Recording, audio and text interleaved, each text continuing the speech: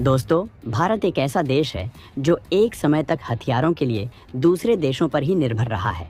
लेकिन पीएम मोदी की सरकार जैसे ही 2014 में बनी, देश के पीएम ने भारत की सोच और सैन्य क्षमता को नई दिशा और दशा दी। पीएम ने देश के हथियार निर्माताओं और सेना को यह भरोसा दिलाया कि भारत भी हथियार बनाने में आत्मनिर्भर हो सकता है। दर्शकों, भारत ने आज़ादी के बाद 4 युद्ध लड़े हैं, लेकिन इन चारों युद्ध और कारगिल संघर्ष में तमाम सीमित क्षमताओं के बीच भी भारत के शूरवीरों ने अदम्य साहस का प्रदर्शन किया। लेकिन हमारे सैनिक हमेशा संसाधनों की कमी और बेहतर हथियारों की कमी से जूझते ही दिखे। इसका सबसे बड़ा कारण था कि हथियारों के लिए पश्चिम के देशों और मास्को पर ज़रूरत से ज़्यादा निर्भर हो जाना। पीएम मोदी ने कहा कि भारत को अपने हथियार खुद बनाने चाहिए, जिससे जवानों का गौरव और मनोबल अधिक बढ़ेगा। पीएम मोदी की इस सोच के पीछे सबसे बड़ा कारण यह भी था कि जब हम हथियार दूसरे देशों से खरीदते हैं तो वैसे ही हथियार अन्य दूसरे देशों के पास भी होते हैं, जिससे सेना की अलग पहचान खत्म हो जाती है, सेना की मजबूती में भी कमी आती है। इसलिए विश्व के अन्य देशों से अलग, सशक्त और प्रभावशाली सेना का निर्माण करने के लिए हथियारों में आत्मनिर्भरता विकसित भारत की ज़रूरत और आवश्यकता दोनों ही हैं। साल 2014 वर्ष के मध्य में पीएम मोदी ने प्रधानमंत्री के रूप में शपथ ली। पूरे देश में बदलाव की बयार थी। पीएम मोदी ने जैसे ही भारत के प्रधानमंत्री के रूप में शपथ ली, वो देश को मजबूत बनाने में लग गए। पीएम की सोच थी कि देश भीतर से तभी मजबूत हो सकता है जब देश की सीमाएं सुरक्षित होंगी, नहीं तो बाहरी ताकतों के द्वारा प्रायोजित आतंकवाद देश के आंतरिक माहौल को अस्थिर ही बनाए रखेगा। मोदी सरकार ने इस दिशा में काम करना शुरू किया और पाया कि देश के जवान और सेना हथियारों के लिए विदेशी देशों पर ज़रूरत से ज़्यादा ही निर्भर हैं। पीएम मोदी की सरकार ने यह भी पाया कि जब तक हथियार खरीद की प्रक्रिया पूरी होकर हथियार सेना तक पहुंचते हैं, वो पुराने हो चुके होते हैं, जो सरकार के आर्थिक खजाने और सेना के मनोबल के लिए ठीक नहीं है। पीएम मोदी ने 25 सितंबर 2014 को मेक इन इंडिया कार्यक्रम लॉन्च किया, जिसका एकमात्र उद्देश्य था देश को मजबूत करना, जिसका सबसे ज़्यादा लाभ मिला भारत के हथियार निर्माताओं और सेना को।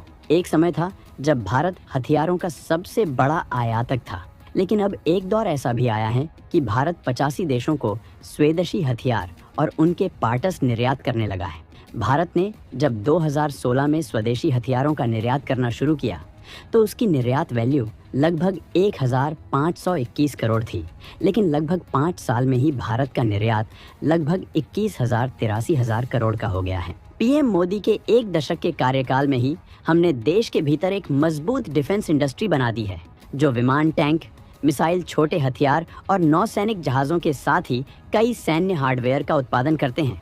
पीएम मोदी के शासन में सिर्फ हथियारों के निर्यात को ही मजबूती नहीं मिली, बल्कि पीएम मोदी के शासन में टेक्नोलॉजी ट्रांसफ़र भी बड़ी तेज़ी से हो रहा है। पहले की सरकारों में विदेशी हथियार कंपनी भारत को हथियार तो बेचती थी, लेकिन टेक्नोलॉजी नहीं देती थी, जिससे भारत दशकों तक उन देशों की कंपनी पर निर्भर रहता था। लेकिन राष्ट्रवादी सरकार ने इसको भी बदल दिया और समझा दिया कि भारत के साथ डील करनी है तो टेक्नोलॉजी भी ट्रांसफ़र करनी होगी। भारत को नुकसान में डालकर किसी भी तरह की अब विदेशी हथियार डील नहीं होगी।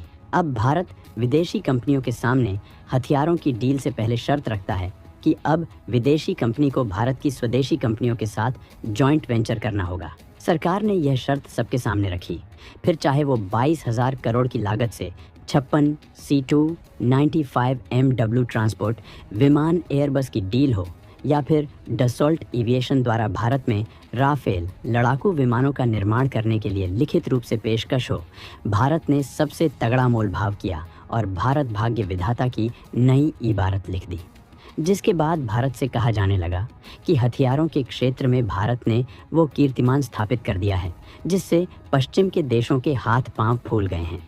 भारत अब एक और नया कीर्तिमान रचने जा रहा है, जिससे भारत की वायुसेना विश्व को और अधिक शक्तिशाली सेना के रूप में अपना शौर्य दिखा पाएगी। एक दौर था जब भारत की सरकार विदेशी देशों के पास जाती थी हथियारों की सौदेबाजी के लिए, लेकिन आज अमृतकाल के भारत के सामने विश्व के बड़े सैन्य हथियारों को बनाने वाले निर्यातक देश हाथ बांधे खड़े हैं कि हमारे साथ डील कर लो या काम कर लो।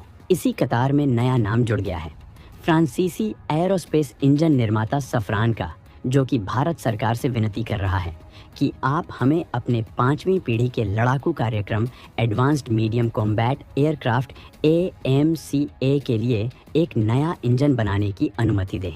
अगर भारत सरकार ऐसा करती है तो भारत को कई फायदे हैं और इसकी सैन्य क्षमता भी पहले से अधिक ताकतवर और ख़ास तौर पर वायुसेना अधिक मजबूत होगी। दर्शकों, हम पहले ही बता चुके हैं कि PM मोदी हथियारों के मामले में देश को आत्मनिर्भर बनाना चाहते हैं, जिसमें जेट इंजन निर्माण की अहम भूमिका है।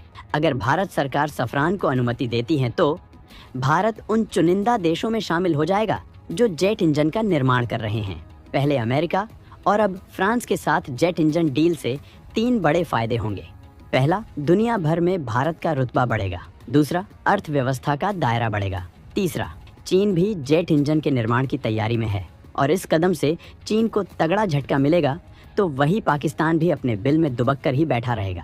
भारत की तरफ गंदी और आतंकी निगाहें डालने से पहले पहले पाकिस्तान थर्र थर्र कांप उठेगा। तो वही आत्मनिर्भर भारत और डिफेंस सेक्टर में खुद को मजबूत करने के लिए केंद्र सरकार कई प्रोजेक्ट चला रही है, जिसमें जेट इंजन का निर्माण करना भी शामिल है। आसान भाषा में समझें तो ज्यादा हथियार का मतलब है ज्यादा खतरनाक फाइटर जेट।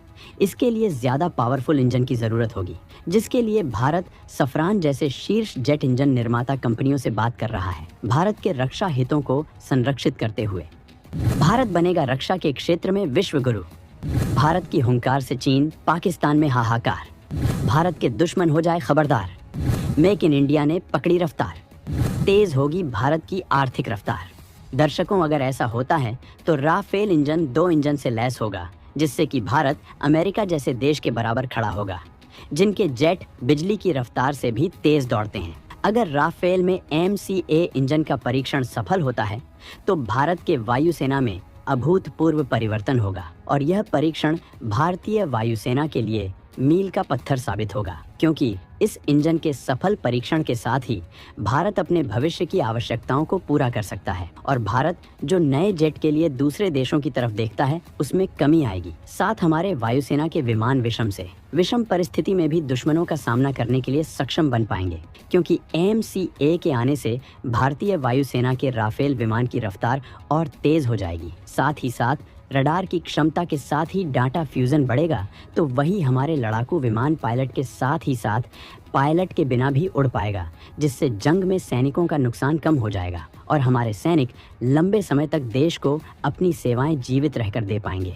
हथियारों में भारत की आत्मनिर्भरता की प्रोग्रेस काफी बेहतर है। हम आपको बताना चाहेंगे कि पहले के रक्षा बजटों में नॉन प्लान्ड खर्च ज्यादा था, जो किसी अंधे कुएं में पैसे डालने की तरह था। यानी रक्षा बजट का अधिकांश हिस्सा मॉडर्नाइजेशन की बजाय सैलरी व पेंशन पर खर्च होता था। ऐसे में नए हथियार खरीदने के लिए महंगी कीमत चुकानी पड़ती थी। ये हमारी GDP को भी नुकसान करती थी।